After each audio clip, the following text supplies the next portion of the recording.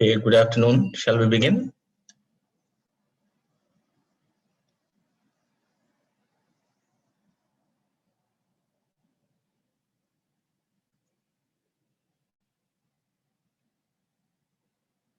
Did you finish this section, all of you?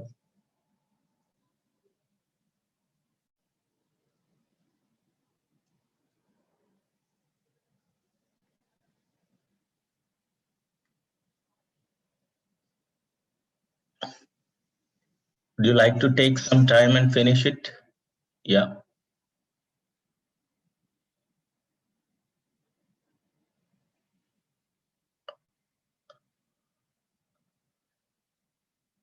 Okay. So please take another 15 minutes time. So we'll get back at 3:20 maybe. It's 3:10. I give you 10 minutes extra to solve some of the questions. Okay. So 3:20. So let's begin our discussion at 3:20. Okay. In the meantime, please work out these questions.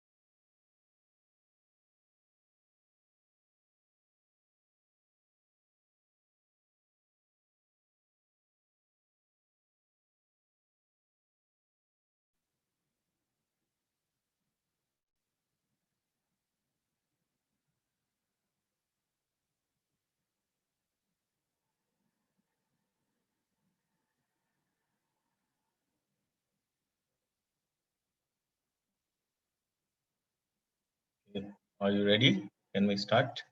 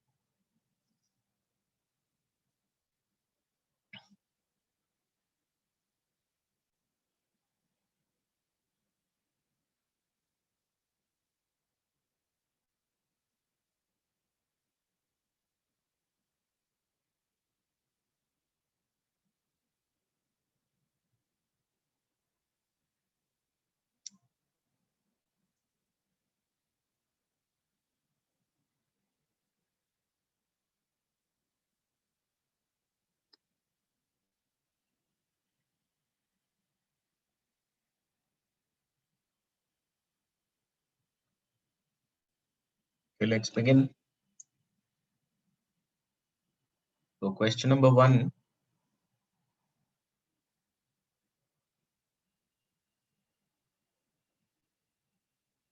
It's a contrast, okay? Although means it's a contrast. So there is a comma here. So try to quickly understand whether he's saying positive or negative in the first part. And then you will know whether you need positive or negative here. And then while reading, you should remember, this is used to give extra description, okay? That become established in ecosystems where they did not originate. This entirely is description. So you should know where to continue the sentence, okay? Although plant and animal species are, so that's how it is connecting, okay? So you must know how to quickly read the sentence and understand, okay? Although plant and animal species are sometimes referred to by the alarming term invasive species, that means although they are called invasive species with an alarming term. So alarming is something negative, right? Something threatening, fearful. So although they are called by fearful terms, many such species are not fearful, not threatening, not alarming in their new environment. So alarming, not alarming. So not alarming is positive word. So menacing is negative. Okay. So alarming is fearful, not fearful is something which is this does not suit. Robust means strong. Conspicuous is clear. Innocuous is harmless. So this is the word we want.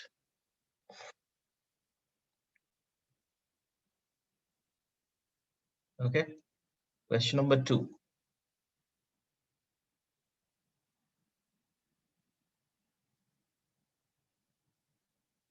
Far from being dash. So that means that is again contrast. Far from being. Far from being this. Serious researchers are playing a growing role in innovation at many firms. So this part and this part, there is a contrast. So this is saying something positive. Okay. And then we need to say something negative. Okay. So far from being dash the corporate world because of cutbacks. So what happens when cutbacks are there? Researchers, if there is cutback in the expenditure of the corporate world, what happens to the researchers? So the contrast you must show.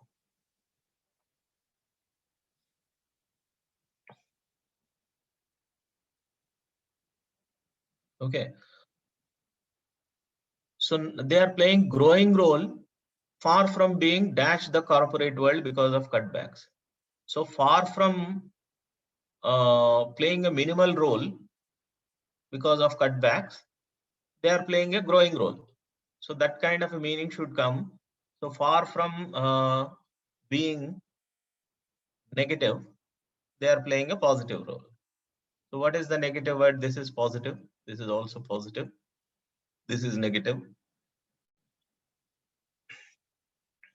These two are similar. Okay, immured, protected.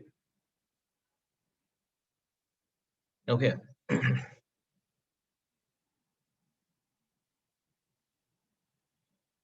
So this is again, this is also positive. So far from going away from the corporate world because of cutbacks, serious researchers are playing a growing role in innovation at many firms. Okay. So banished from is the correct answer.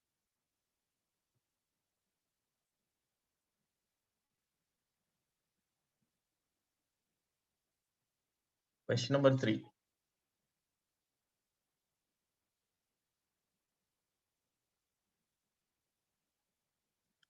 The brief survey published under the title The Work of Nature, How the Diversity of Life Sustains Us is surprisingly dash.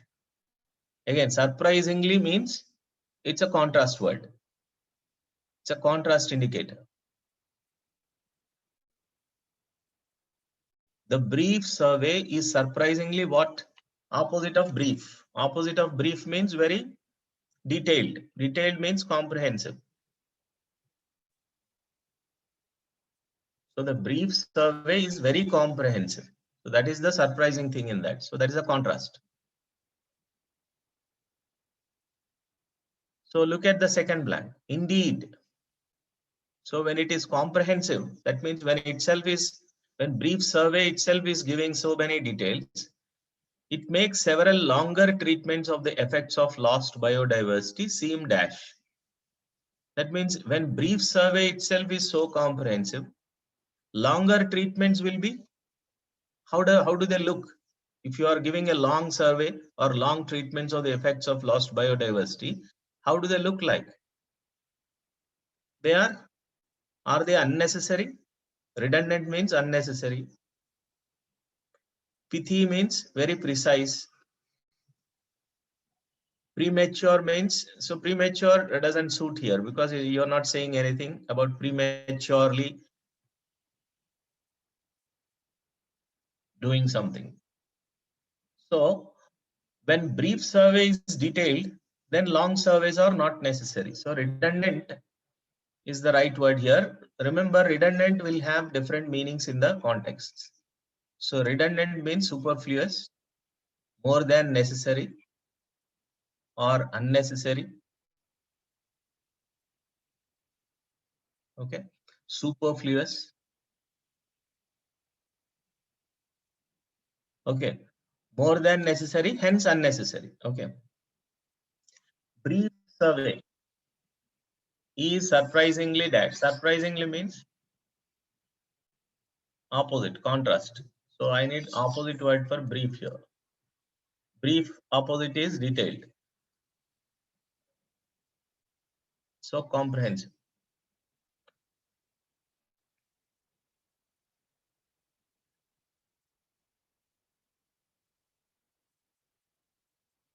So if the brief survey is detailed, then it makes longer treatments what?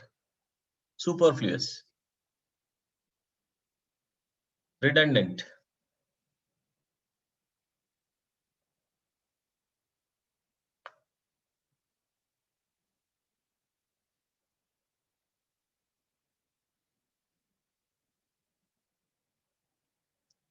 Question number 4.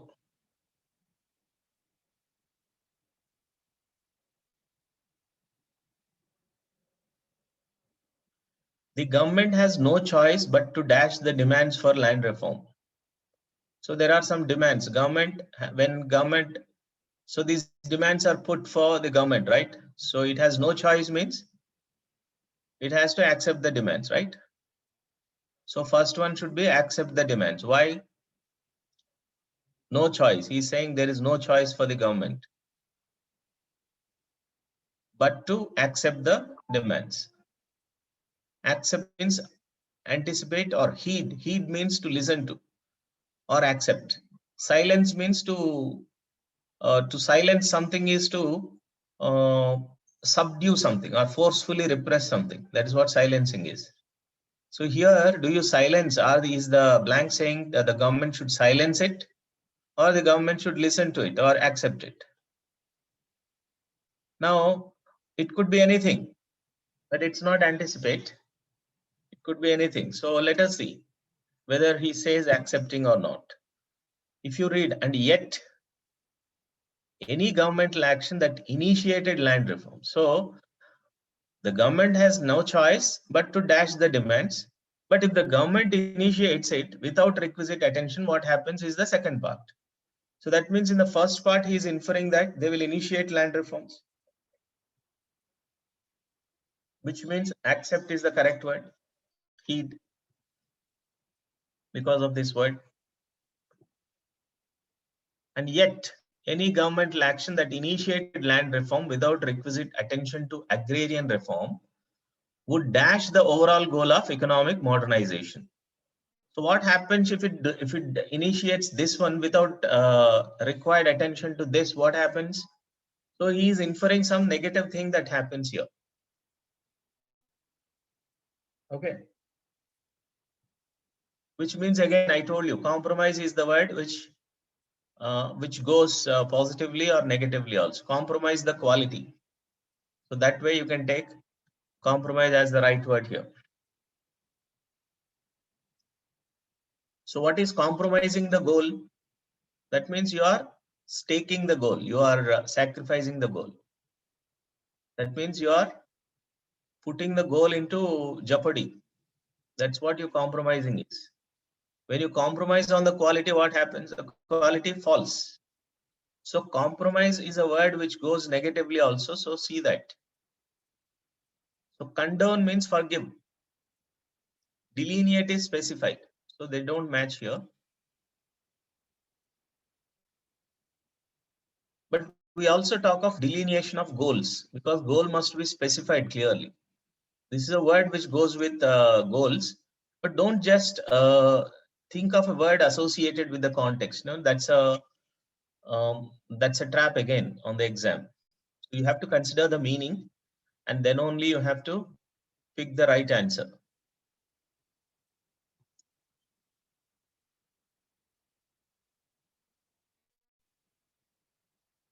Question number 5.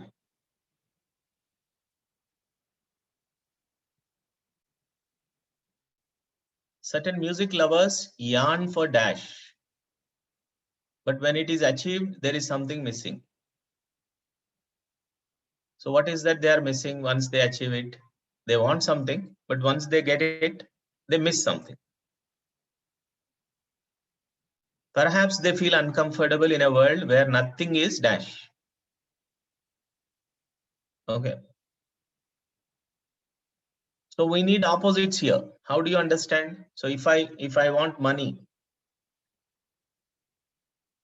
if I crave for money, okay, let us say I'm craving for money. When it is achieved, there is something missing. So what do I miss when I achieve money? Poverty. So what do I feel uncomfortable with? I feel uncomfortable with the money because I feel that poverty is missing. So I feel uncomfortable where nothing is what? Where nothing is poor, nothing is poverty or impoverished. So I feel uncomfortable. So likewise, you need to check for the opposites. So you need to understand first whether it is synonyms or antonyms that you require here. And then check the answer choices based on that. So novelty, what is the opposite? Oldness. Novelty is modernity. old. We don't have anything here. Beauty, ugly. Flawless means perfect. Flaw, wrong, mistake. So these two are the opposites. So music lovers yearn for perfection, but once they achieve it, there is something missing. What is that? They are uncomfortable with the world where nothing is wrong. Nothing is wrong means everything is perfect. Okay. So they are uncomfortable with the perfection. Once they are achieving it, they are missing something. Okay.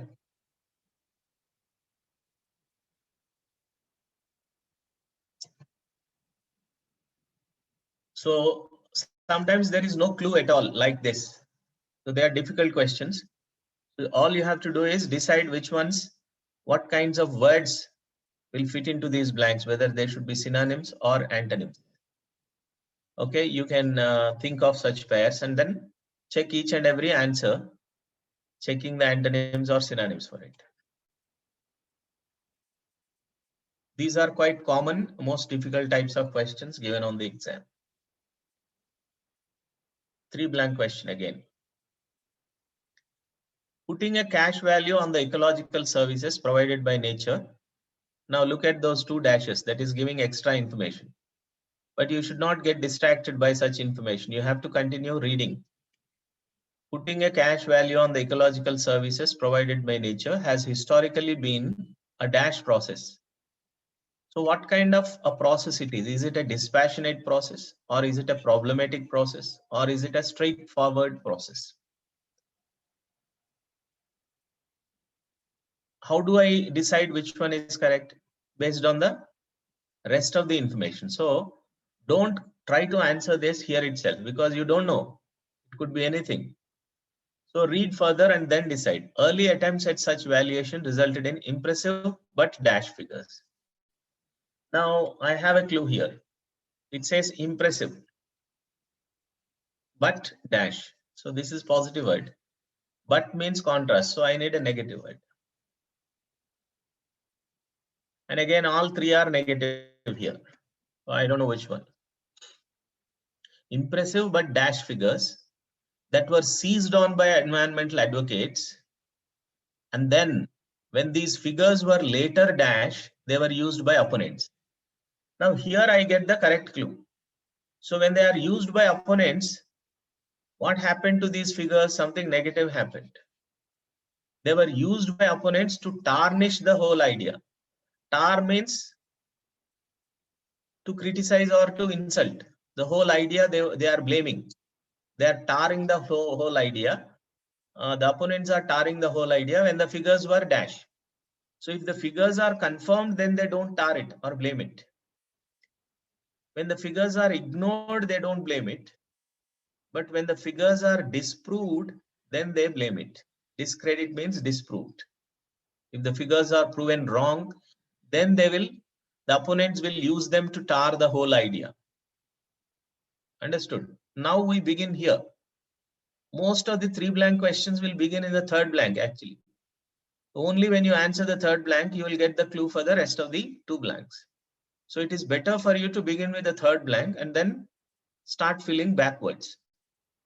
Now I got if their figures are disproved, then they will blame it. Okay.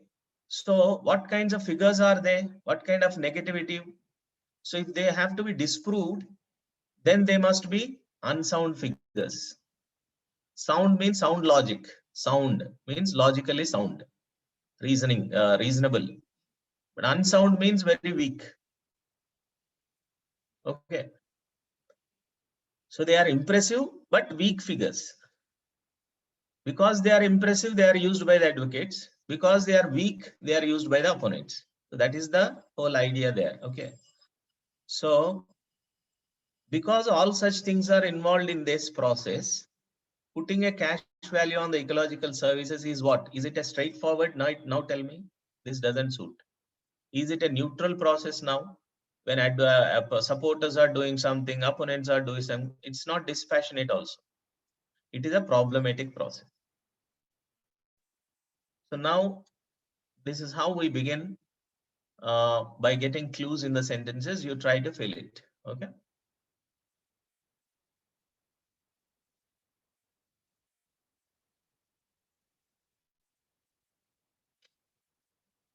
Next question. Question number 7. Again, 3 blank question. Only with the discovery of an ozone hole over Antarctica in 1985 did chemical companies finally relinquish their opposition to a ban on CFCs. So that means initially they were opposing a ban on CFCs, which destroy ozone. But when they discovered ozone hole in Antarctica, they stopped their opposition to a ban. So that means now they are favored to ban on the CFCs. The discovery suggested that strong political action to halt production of CFCs might be dash.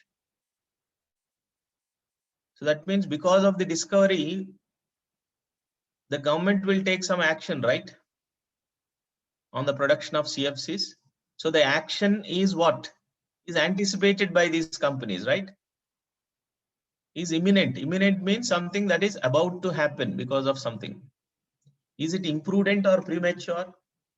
When such discovery happens, will it be imprudent? Will it be unwise? Will it be premature? Definitely not. So we don't need any negative words here. So the action that should be taken cannot be imprudent or cannot be premature. It is definitely going to happen. And fortunately, the chemical industry no longer felt compelled to oppose such action. So now they don't want to oppose those actions.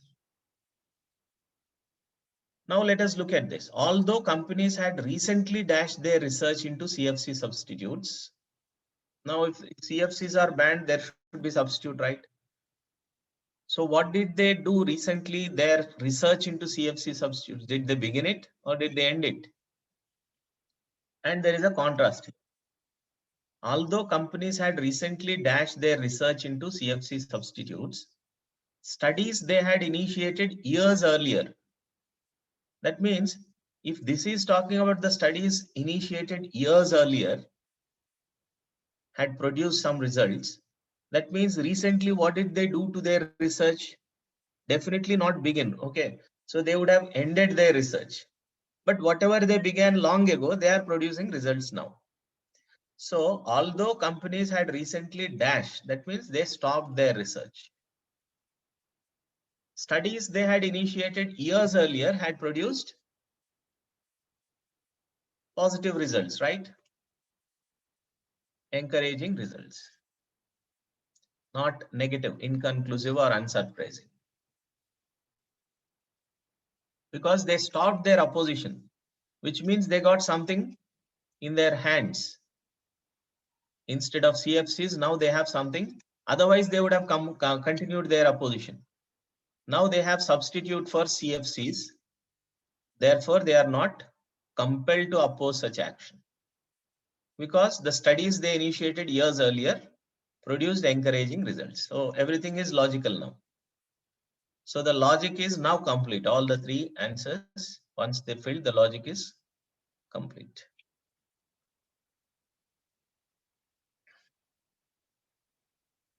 Question number 8. Another 2 blank question here. The incipient dash regarding taxes. So immediately you should understand the context. It is talking about the taxes. So incipient means it's beginning now. Incipient dash regarding taxes would affect trade between the 2 countries much more than the dash banana imports. So that means there is something about taxes which could affect the 2 countries. So we need to tell whether it is going to affect positively or negatively. What is that you are talking about, taxes or the imports?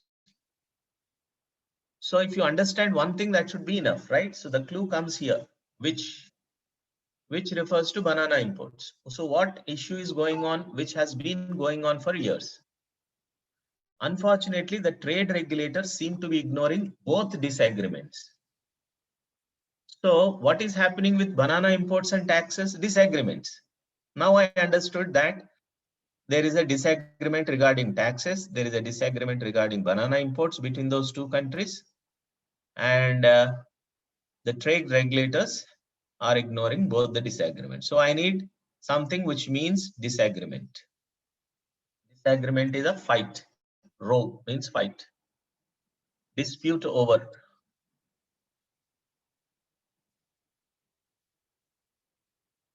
Finish.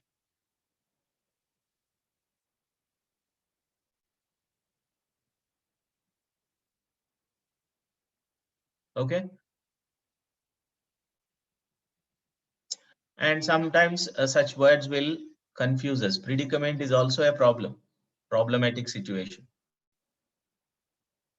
Then you can choose dispute over predicament. If you are still confused, there is a word festering, which talks about something that has been going on for years. So a festering dispute.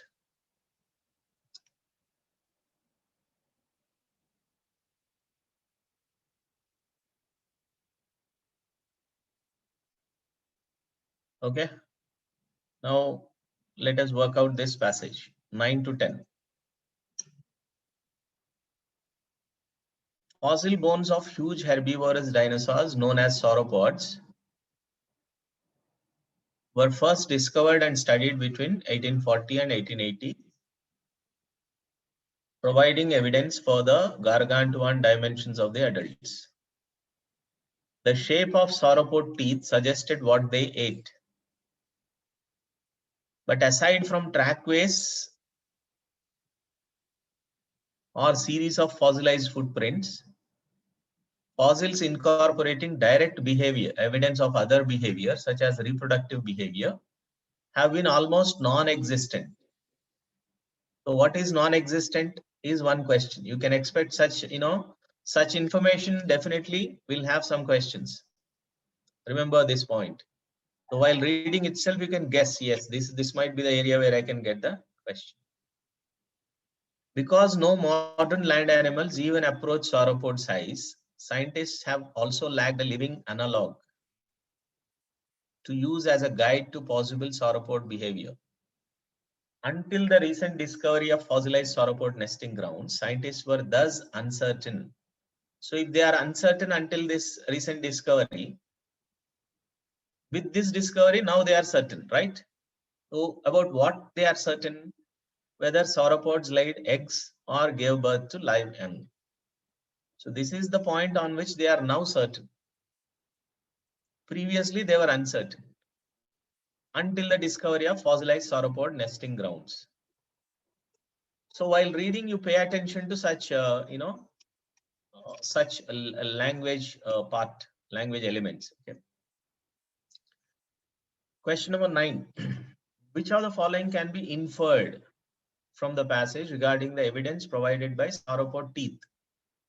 So sauropod teeth is mentioned in the first paragraph. Sauropod teeth suggested what they ate.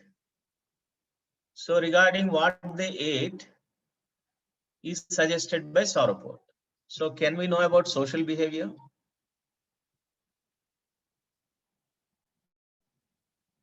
So is there anything spoken about teeth's resemblance to any other teeth of modern animals?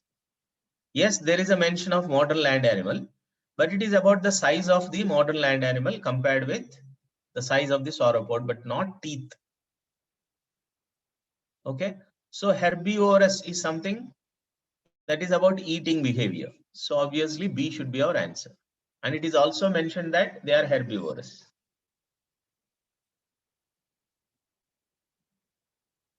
Okay. Next, question number 10.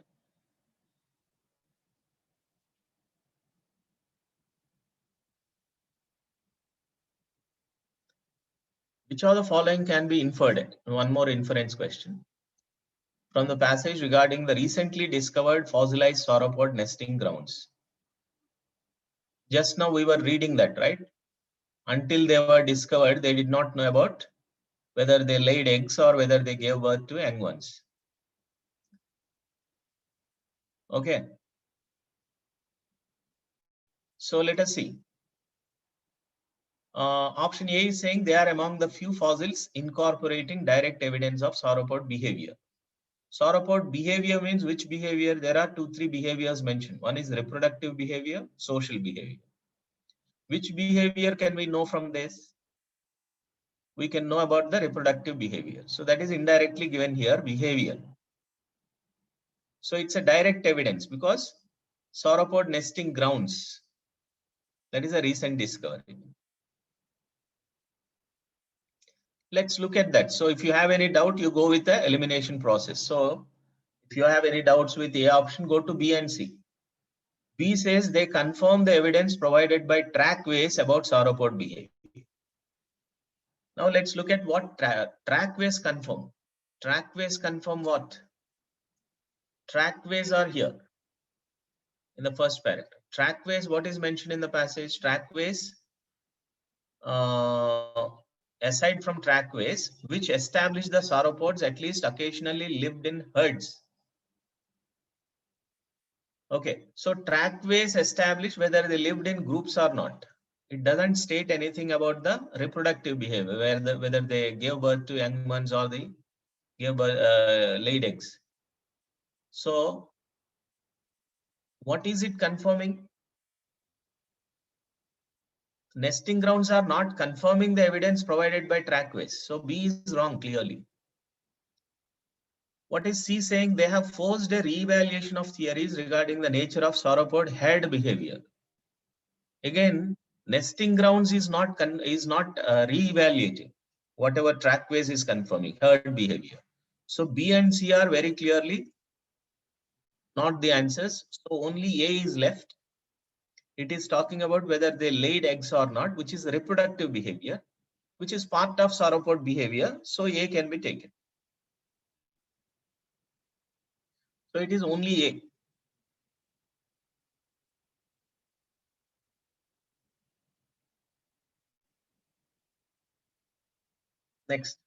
Next passage.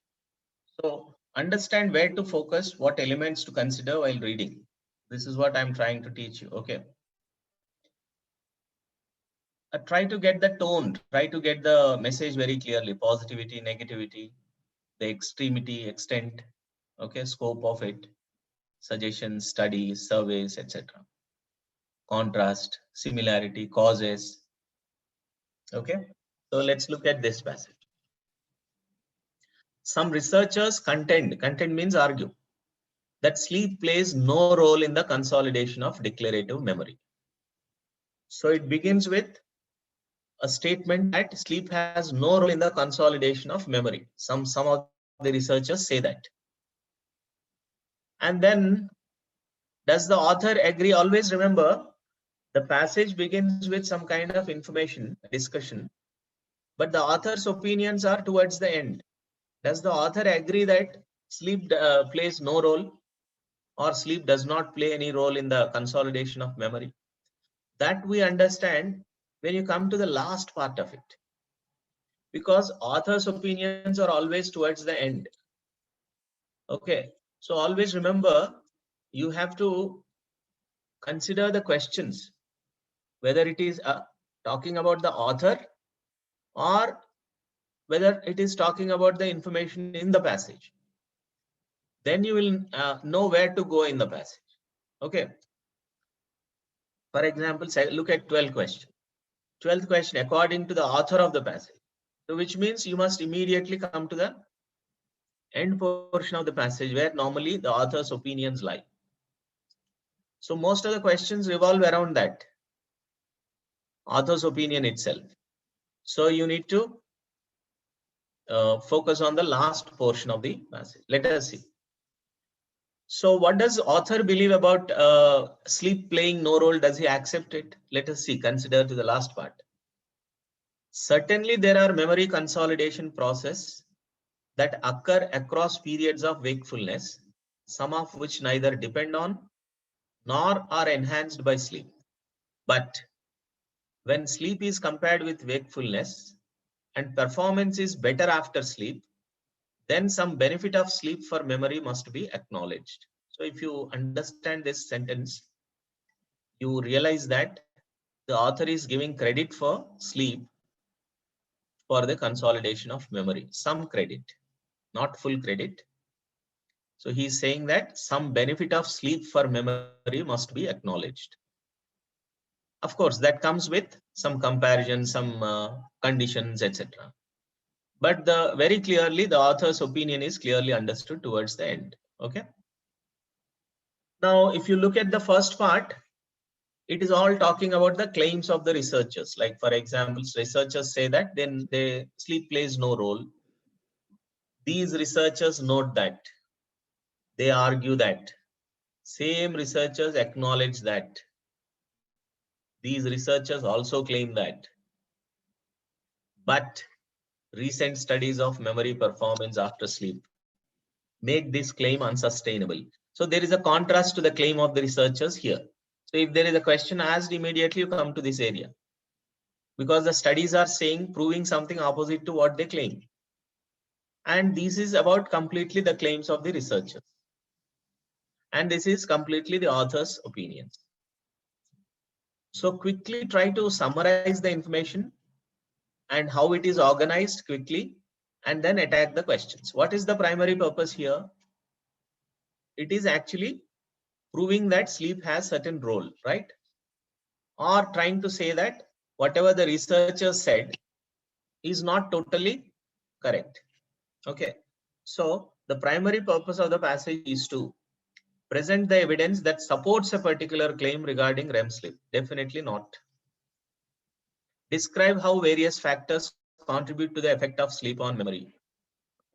Argue against a particular position regarding sleep's role in memory. This looks all right.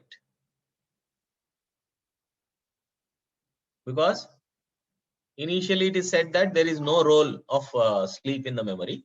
So sleep, it is about sleep's role in memory. And this argument is going against a position regarding sleep's role in memory. So this looks okay. This sounds good. Now D says summarize the most prevalent theory. Is it just a summary? You see clearly there is a change in the opinion from beginning to the end. So how can you call it a summary? This passage is not written just to give you a summary of details. Okay. Or is it trying to defend the importance of consolidation? No. Okay. So it is option C. Question number 12. According to the author of the passage, which are the following generalizations? Generalization is a conclusion that will normally be towards the end. Which of the generalizations about memory and sleep is true? Now already we know that he acknowledged some benefit for sleep. Okay. So the author is of the opinion that sleep has certain role, certain credit to be given for sleep with respect to the memory. Okay. Now let's see what kind of generalization. He said some other things also. Let's see. There are some memory consolidation process that have nothing to do with sleep. Yes, he said some of which neither depend on sleep nor are enhanced by sleep. So this is okay for me. But if I find something better than that, then I'll take it. This is said. Sleep is more important than sleep is more important to the consolidation of declarative memory than to the consolidation of other types of memory. Okay. The passage's focus is only about the declarative memory. Okay, not other types of memory. And he did not make any comparisons anywhere. So this kind of more than, less than answers, unless there is comparison in the option in the passage, you should not pick them. REM sleep is more important to memory Where do you see towards the end author's opinions? Did he mention anything about REM sleep? Initially, you have the information which began with REM sleep and all that. Those are the claims of the researchers, not of the authors. There are significant variations in the amount of sleep. Amount of sleep is nowhere mentioned in the passage at all. It is likely that memory is more thoroughly consolidated during wakefulness. This is totally opposite to what the author believes. So, option A is correct. That is part of the generalization that the author believes, because in the last part, you can see in the last sentence. Question number 13.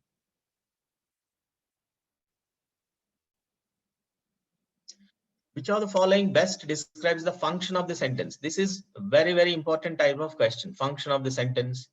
the author mentions this in order to, so this last sentence serves to, okay. So these kinds of questions, you go to the sentence and try to understand the context where it is put. Is it trying to explain, generalize, or is it trying to illustrate something, compare something, highlight something, emphasize something? So you will understand by the context, in which context it is taken. That's very important. Okay. So which of the following best describes the function of the sentence in lines 14 to 16? Certainly, let's say 14 to 16. 14 to 16 comes here. So you have line numbers given here. Certainly, there are memory consolidation process that occur, some of which neither this nor this. So why did he mention this? So he's creating some kind of a background in order to say that sleep has certain role. So this is the actual conclusion he is trying to come to. But why is he saying about wakefulness? So that is the context. So he is giving credit to sleep, to some credit to sleep, without denying that there is something happening during the wakefulness also. Okay. Now we need to have a balanced answer which includes all that context. So let us come to the answer choices here. So what is the function of that sentence? Let us see. It provides the reasoning behind a claim about the role of sleep in memory consolidation. Is it the reasoning? That we have to check. No. It explains why a previous claim about sleep and memory is unsustainable. So unsustainable part is here. So if you keep working on this option choices, unsustainable. What makes this claim unsustainable? This claim means which claim? The claim that is made here. And what makes this claim unsustainable? Recent studies. So whatever happened here. So this is making this claim unsustainable, not this one. So after that point is over, whatever sentence is asked in the question is coming. So obviously it has nothing to do about the claim being unsustainable here in the previous part. So that sentence has nothing to do with this unsustainable part. It demonstrates why wakefulness is central to the process of declarative memory consolidation. So it looks like an answer, but if you consider the extremity involved in that, central, does he say that wakefulness is very important and it is central to the process of declarative memory consolidation? No, it is saying that certainly there are memory consolidation processes that occur across periods of wakefulness. That does not mean that wakefulness is central for the memory consolidation. So although there are certain processes that occur periods of during the periods of wakefulness, means he is trying to give some credit to it, not the entire credit. It emphasizes the limited role sleep plays in the process of day. It doesn't speak about sleep at all. It's talking about wakefulness. Okay. Now E says it concedes that the consolidation of declarative memory does not depend entirely on one factor. That means some credit must be given for sleep also. So in order to tell that there are certain processes which do not depend on sleep nor are enhanced by sleep, some of them. There are certain processes that occur during the wakefulness. Some of them do not depend on this, but if the performance is better after sleep, then give some credit for sleep. So that means there are factors. There is no unique factor in the consolidation of memory. Okay, there is a combination of things. So you can take this. It concedes. Concedes means yields. So that means it does not deny. So it does not depend on entirely one factor, means it could be dependent on sleep also. Sleep has also certain role in that. Next, 14th one. The importance of the study mentioned in lines 12 to 14 is that. Again, this is a similar type of question. So what is the importance of study mentioned in 12:14? So why did he mention the study? First of all, come to the part where he mentioned it. So here he mentioned studies. So what is the importance of these studies? And including one study. So the study that he is mentioning is this one, including the one demonstrating that sleep stabilizes declarative memories from future interference caused by mental activity during wakefulness. So this is the study he is referring to. Okay. So what is that study about? It demonstrates that sleep stabilizes declarative memories from future interference caused by mental activity during wakefulness. So whatever disturbances are caused during wakefulness are actually stopped by this sleep. Okay, so sleep stabilizes those memories from all such things. So he is asking about the importance of the study. Study, not studies. Study. Be careful. So he's not asking about the studies. He's talking about the study. So does it reveal the mechanism? Look at the words used in the answers. Does it reveal the mechanism by which declarative memory is stabilized? He's making use of all the words in that sentence, except this one, reveals the mechanism. So does it reveal the mechanism? Revealing the mechanism means how declarative memory is stabilized during sleep. That we don't know. Identifies a specific function that sleep plays in the memory consolidation process. Yes, it stops the interference caused during wakefulness. That is one of the roles. So you can keep this. Demonstrates that some kinds of mental activity can interfere with memory consolidation. So is the study about stabilizing or sleep's role, or is it about mental activity interfering with memory consolidation?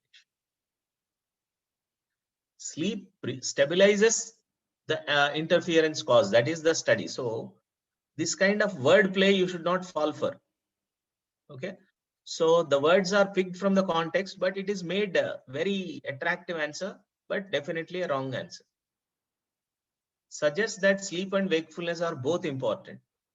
We didn't say that. In that particular sentence, he didn't say that. So that study is about very clearly the sleep stabilizing the process. Okay. Explain how the passage of time contributes to memory consolidation. Passage of time is not the.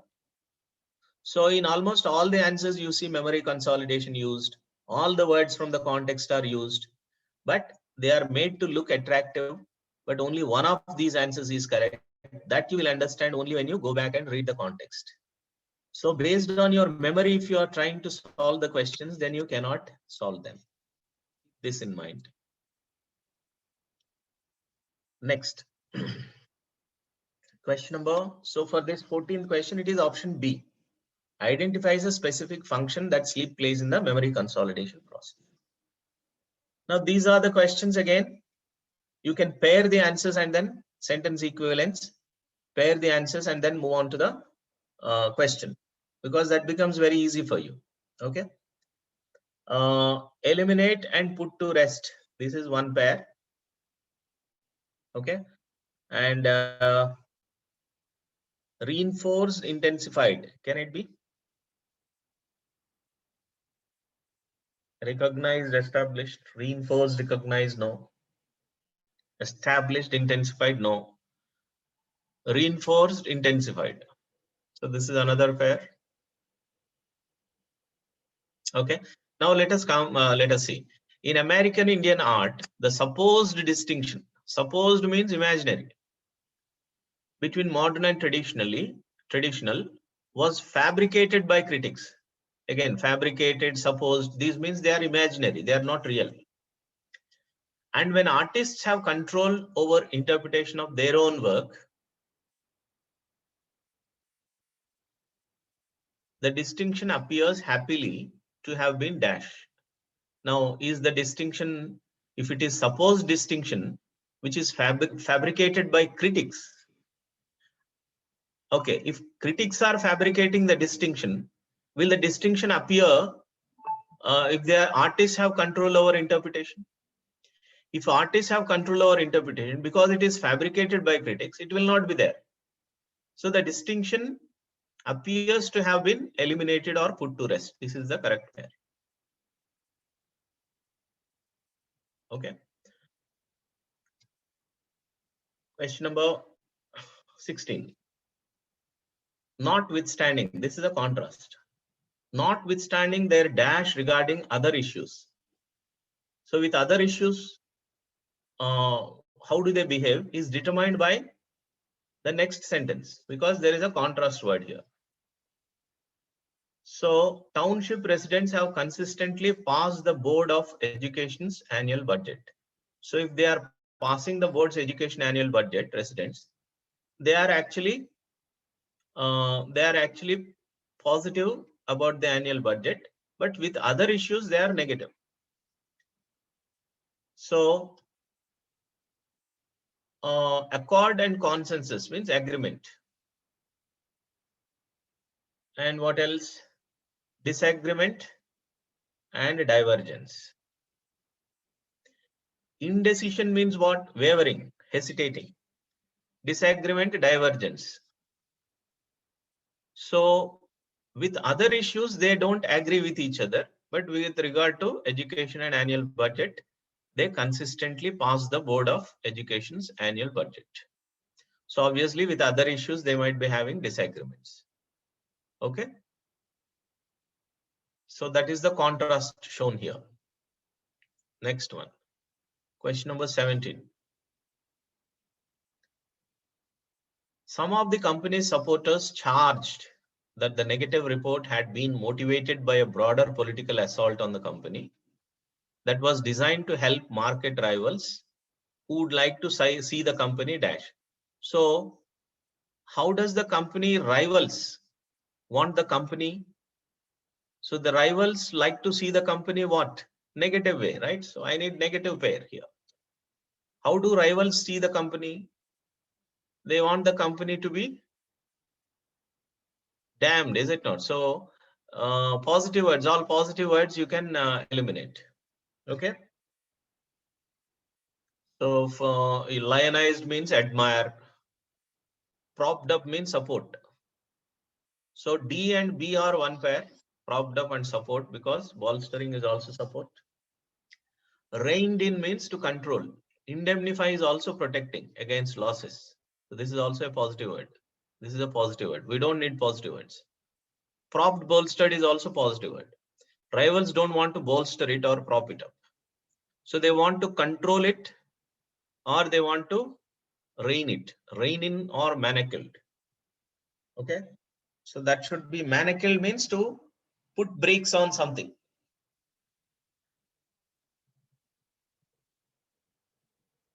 Okay. So in such questions, you will find the words with secondary meanings also coming into picture. So our list of words contains many such words with secondary meanings. So pay attention to those words also. Next, 18th one. Skeptics contend that any scheme for charging visitors to websites that rewards the vendor adequately would require steep prices,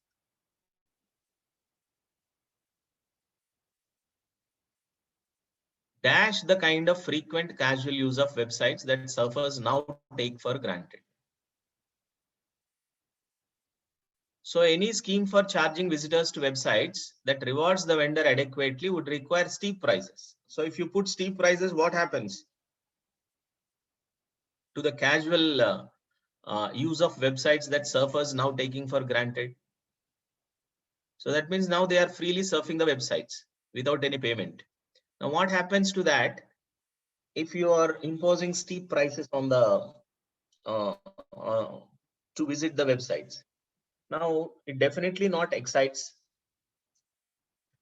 okay, or provokes. Exciting, provoking is okay. Forbidding and reversing is one pair. Bridling and inhibiting is another pair. Now if you find this, any of these pair is possible here.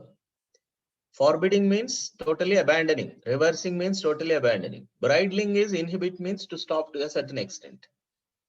Now, the casual use of websites, will it be totally gone just because you increase the prices? Won't you buy? still people can buy it, is it not? But definitely it will be come down. It will come down. It will be controlled. It will be stopped to a certain extent. So it will inhibit the people to use it.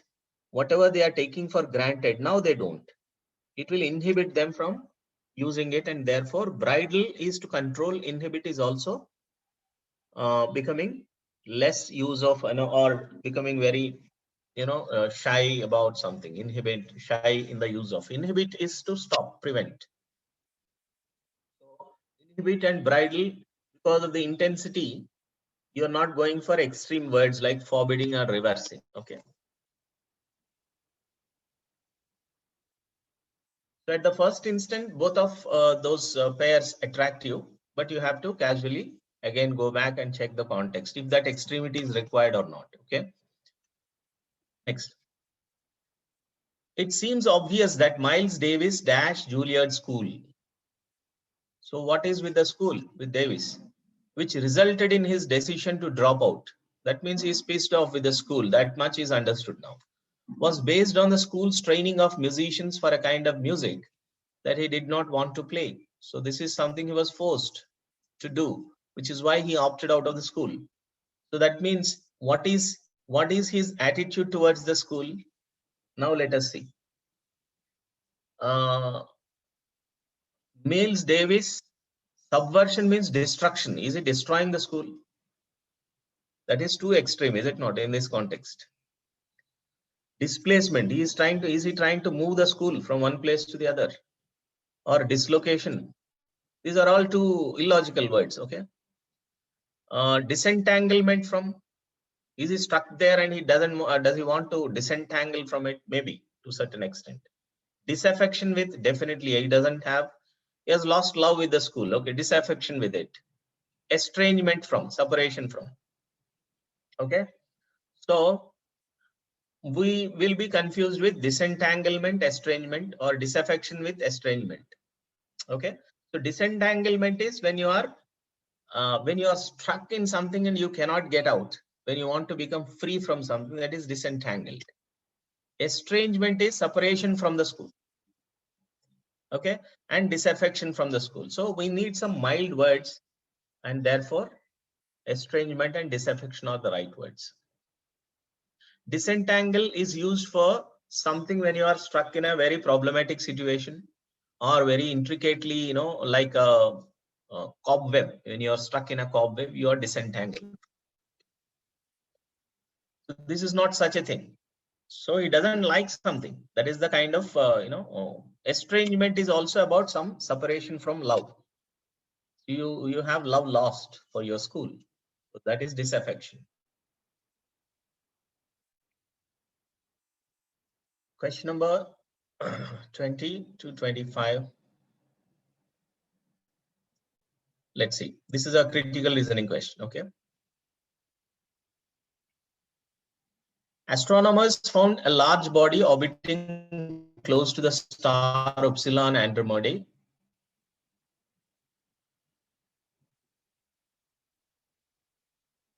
Okay. The standard theory of planet formation. So Upsilon Andromedae, they found a large body orbiting close to the star Upsilon Andromedae. Standard theory of planet formation holds that no planet that large could be formed so close to a star. Okay. So leading to the suggestion that the body is a companion star. So definitely this is not a planet.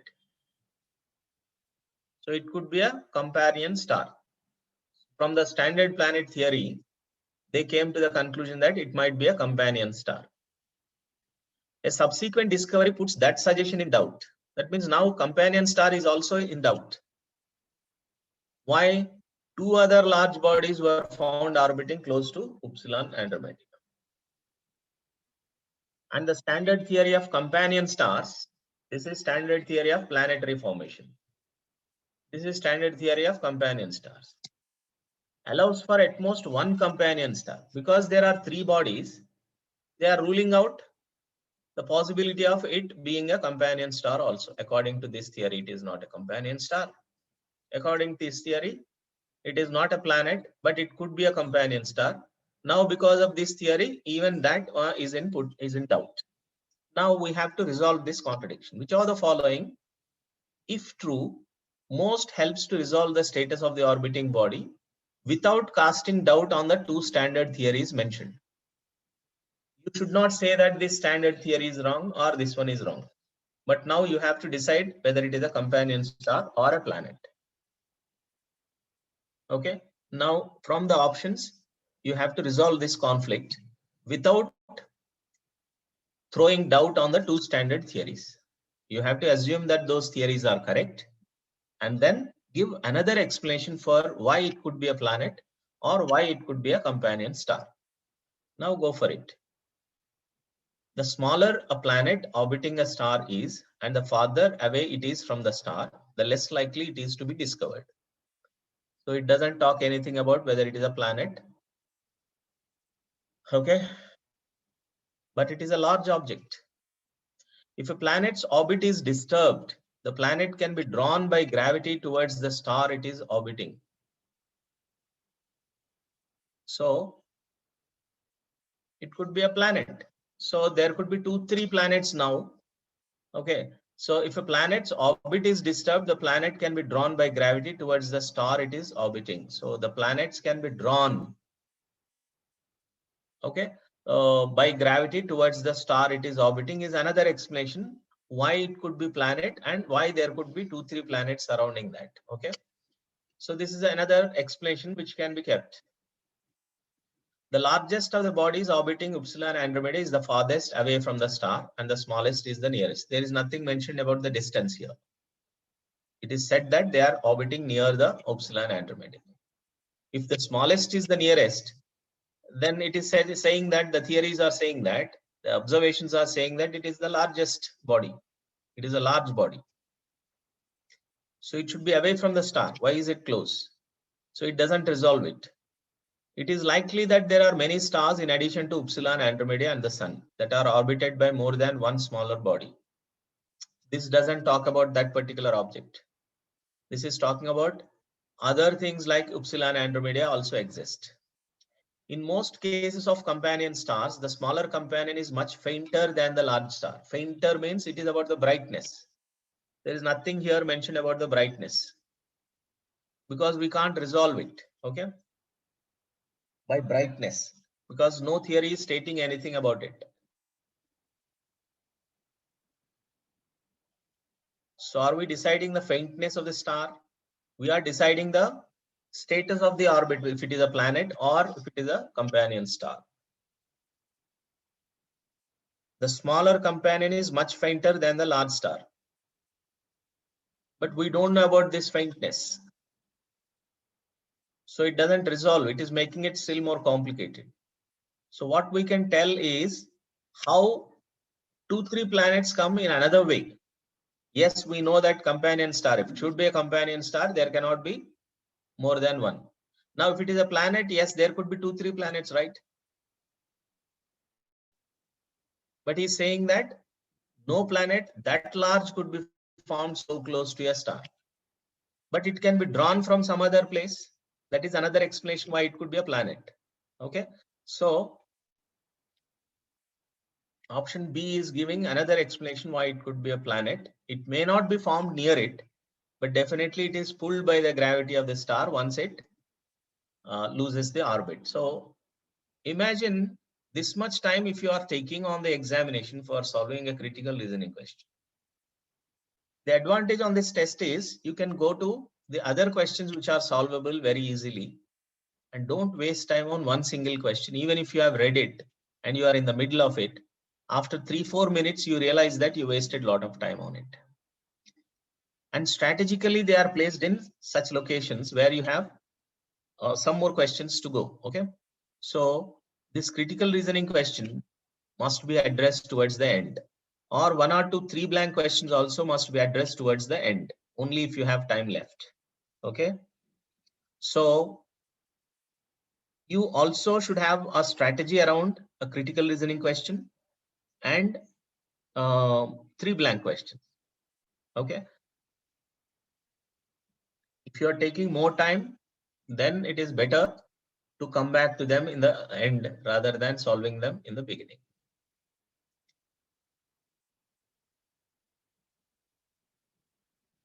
This is another critical reasoning question. Look at this. In Galavia, the number of reported workplace injuries has declined 16% in the last 5 years. Now, first thing is reported workplace injuries. Reported, what is the meaning of reported injuries and injuries, actual injuries? Now, actual injuries can be 100, but reported injuries can be only 10. So, which means reported, the word reported means only the ones which are reported to the authority. Now, if you say the police department claims that the reports of thefts in our city has come down drastically.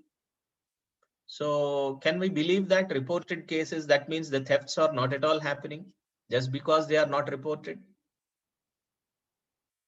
So the claim of the police is about the reported cases.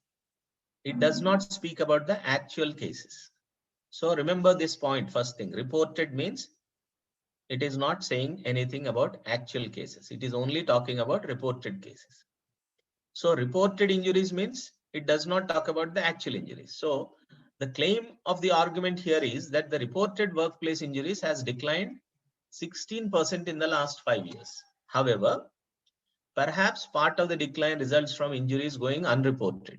So he is also saying that same thing that we discussed, that the injuries are not being reported, which is why this decline happened. Many employers have introduced, why is he saying that they are not reporting the injuries? Let us look at that. There is a colon, okay? So he's explaining us why they are not being reported. Many employers have introduced safety incentive programs such as price drawings, for which only employees who have a perfect work safety record are eligible. Since a workplace injury would disqualify an employee from such programs, some employees might be concealing injury when it is feasible to do so. So whenever they can hide an injury, they are hiding it now, because they may be disqualified from participating in some safety incentive programs.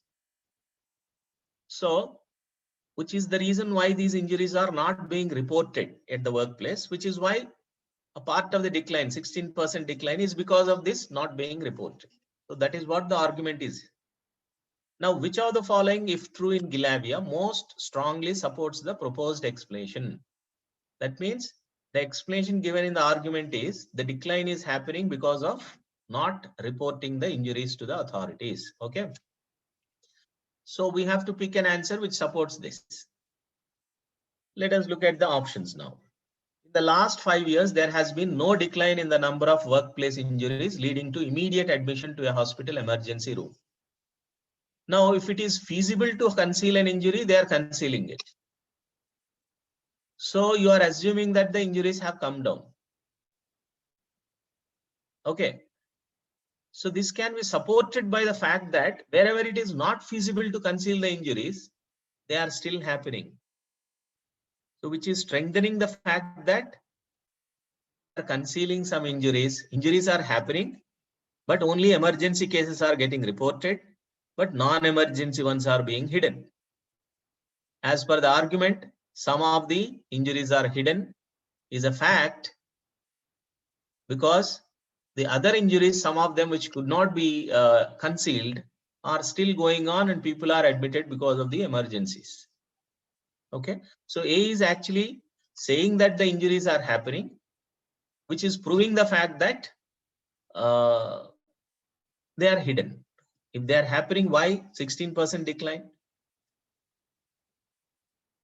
Because some of them are hidden. Okay, so as per the claim of the argument, it supports it. A, keep it. B says employers generally have to pay financial compensation to employees who suffer work-related injuries. Then they don't hide it. Even if it is a minor injury, they will report it. So we have to support that they are hiding it, and that is the explanation. So B is giving a reason for not hiding the injuries. C says many injuries that happen on the job are injuries that would be impossible to conceal. Then everybody knows about it.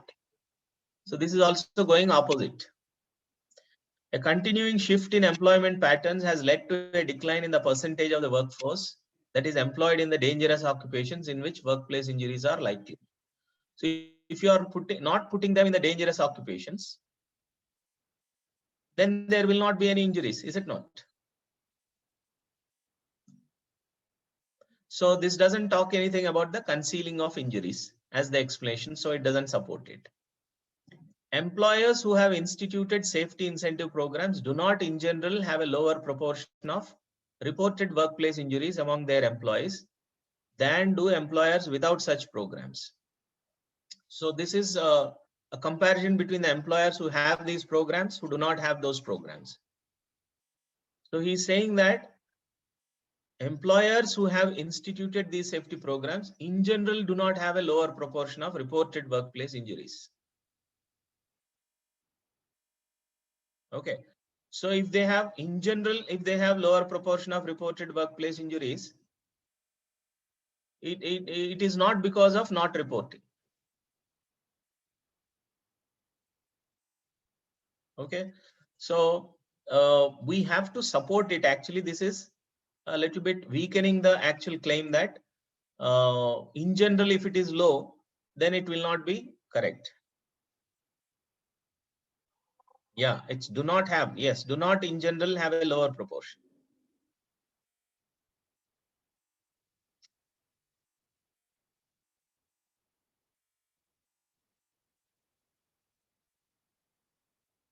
Okay, so we have to support the explanation that by concealing the injuries, they are actually the decline in the reported injuries is happening.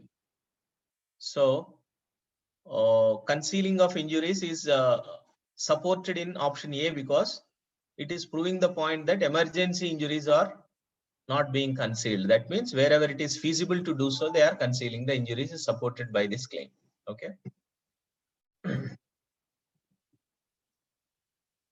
Now again, this is a support question.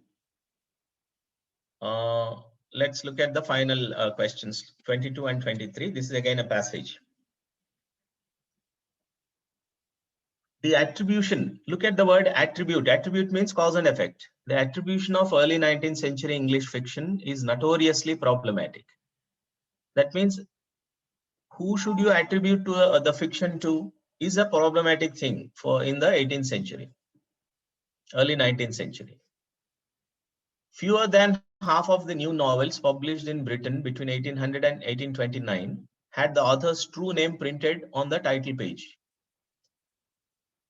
Fewer than half of the new novels means what? So less than half of the novels are having the true name printed on the title page. Most of these titles have subsequently been attributed either through the author's own acknowledgement of a previously anonymous or pseudonymous work or through bibliographical research.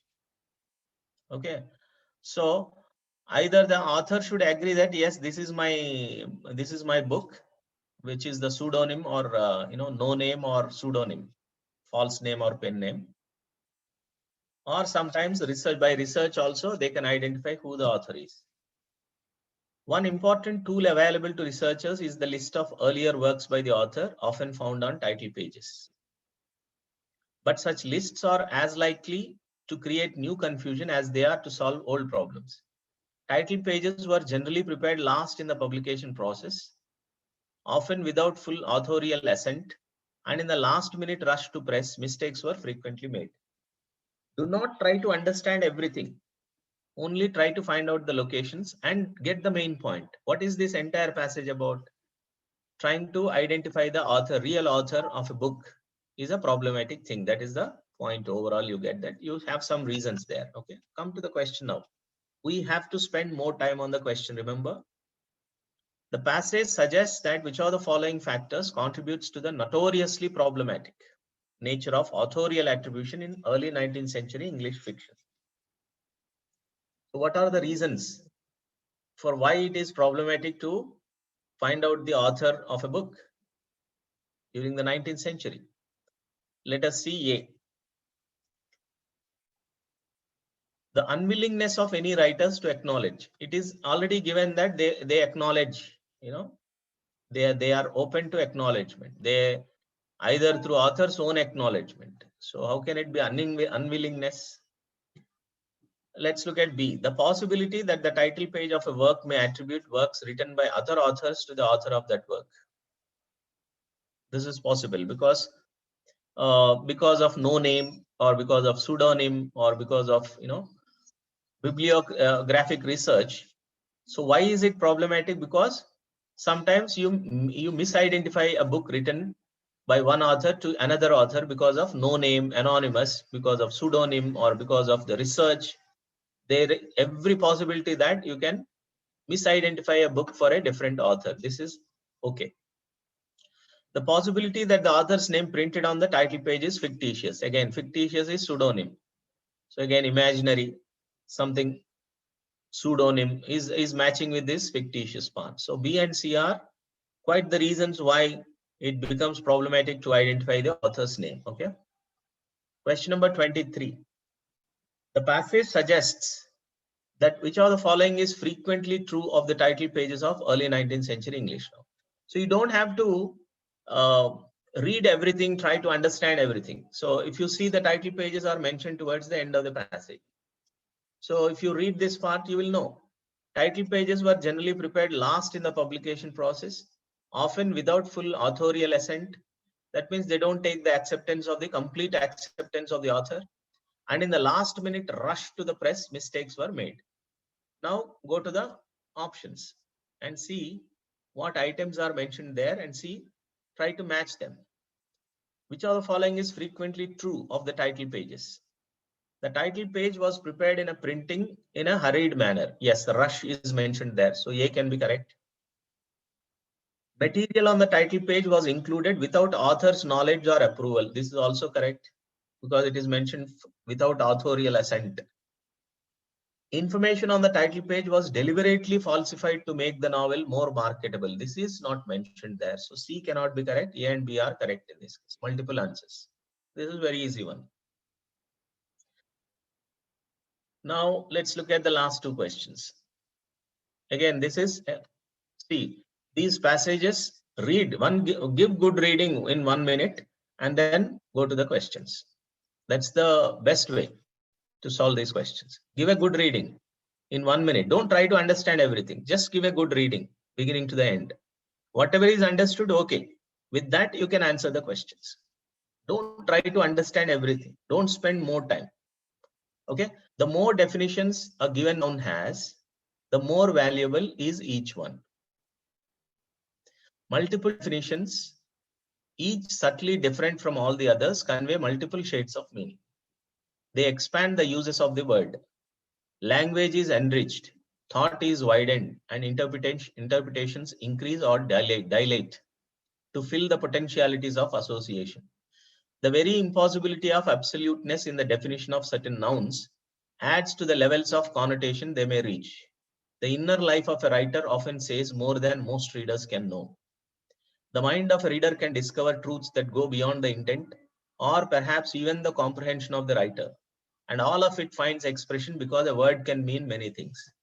So vaguely what we understand is, because words have several meanings,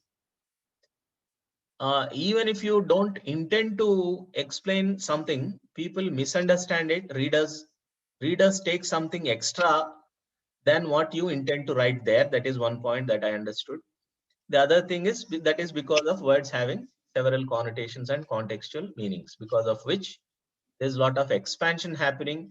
Interpretations, enrichment of the language also is happening. Okay. Now, the word context meaning, in the context in which it appears, shades most nearly means. So when you mention shades of meanings, which word matches with it? Shades is not reminders. Shades is not obscurities, coverings, or degrees, but it is nuances. Nuances is the right word for nuances, mean shades of meanings. Okay. The passage suggests that a writer's use of nouns that have multiple definitions can have which are the following effects on the relationship between writer and reader. So where do you find relationship of writer and reader?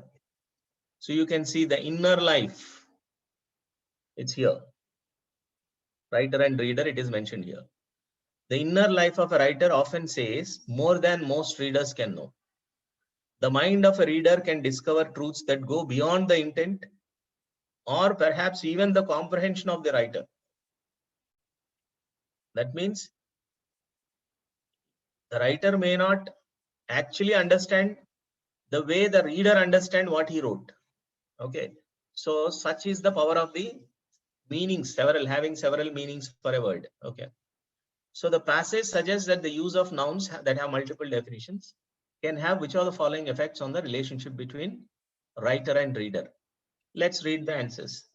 It can encourage the reader to consider how the writer's life might have influenced the work. This is again contextually, everything is picked from the context. Okay, but don't fall for such things. Okay, try to understand what this answer is saying. It encourages the reader to consider how the writer's life might have influenced the work. Is it what he means? So if you feel that, keep it and then read the other answers. It can cause the reader to become frustrated with the writer's failure to distinguish between subtle shades of meaning. Nowhere he mentioned that the reader gets frustrated. It can allow the reader to discern in a work certain meanings that the writer did not foresee. This is matching with that. Even something that he did not want to include is understood by the reader. So that is mentioned there. It allows the writer to provide the reader with clues beyond the word itself. Writer has no role here. He is just writing something and the reader is grasping the meanings because of the nuances of the words. He is getting the meaning which is not intended by the writer.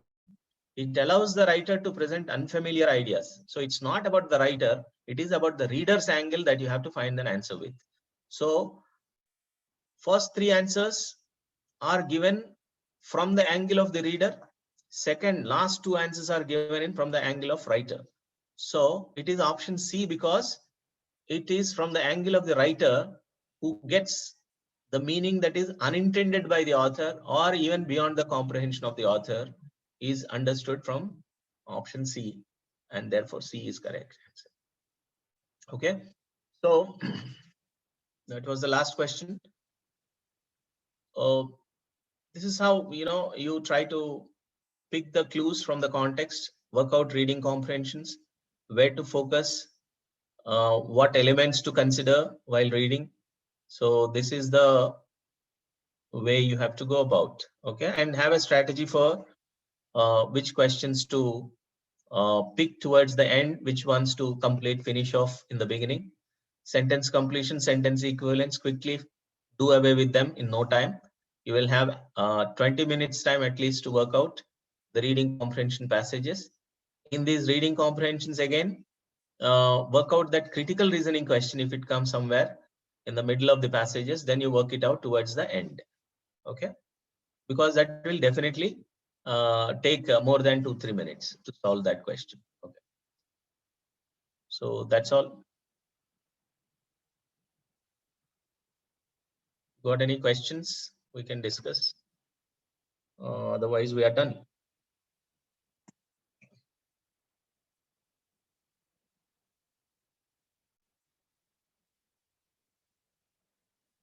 Are you there, guys, or have you fallen asleep?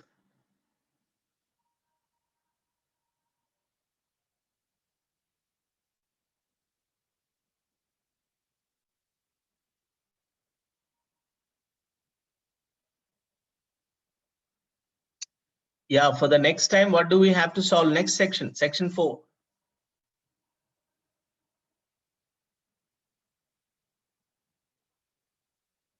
Okay, keep working on more sectional tests. Okay, keep 25 minutes time, 20 questions, 30 minutes.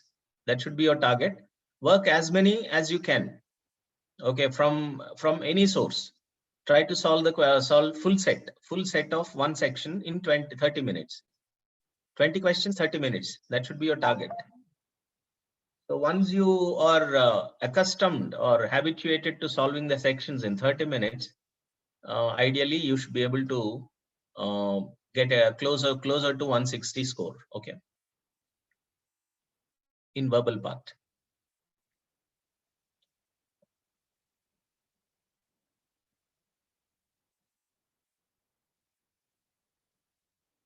All right.